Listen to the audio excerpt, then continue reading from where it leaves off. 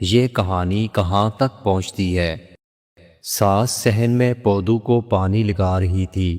داماد باہر آیا، اس کی نظریں ٹھہر گئیں۔ ساس نے چونک کر دیکھا، کہنے لگی ایسے دیکھنے کی عادت اچھی نہیں ہوتی۔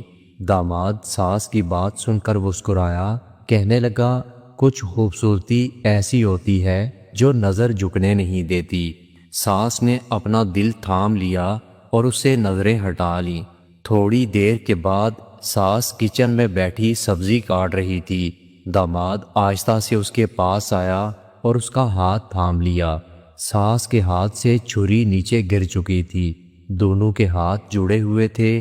ساس گھبرا کر بولی، بیٹا یہ ٹھیک نہیں، مگر وہ اپنا ہاتھ اپنے داماد کے ہاتھ سے چھڑا نہ سکی۔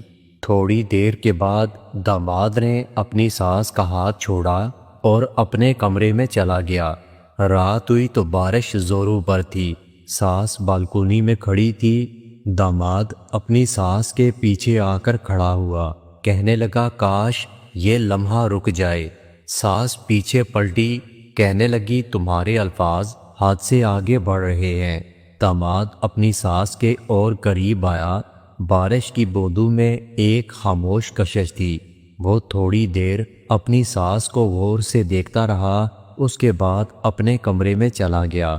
رات کو بجلی گئی تو ساس چارپائی پر بیٹھی تھی۔ داماد پاس آ کر بیٹھا، کہنے لگا اندھیرے میں دل کی بات چھپتی نہیں ہے۔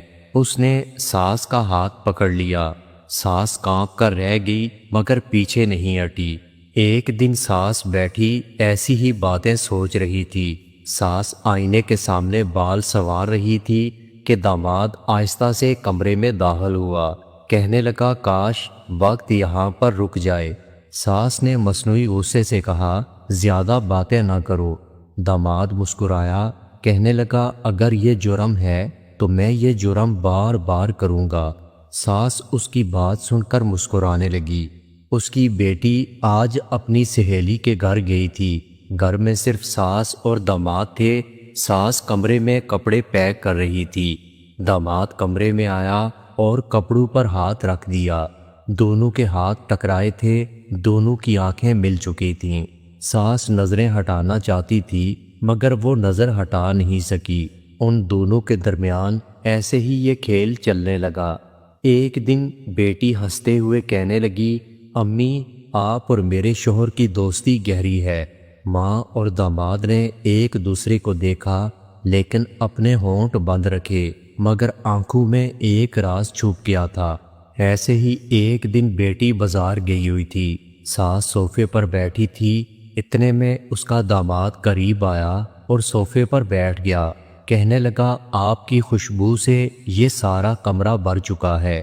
ساس چونک کر اٹھی، کہنے لگی فضول باتیں نہ کرو، مگر ساس کے دل کی دھڑکن بہت بے قابو تھی۔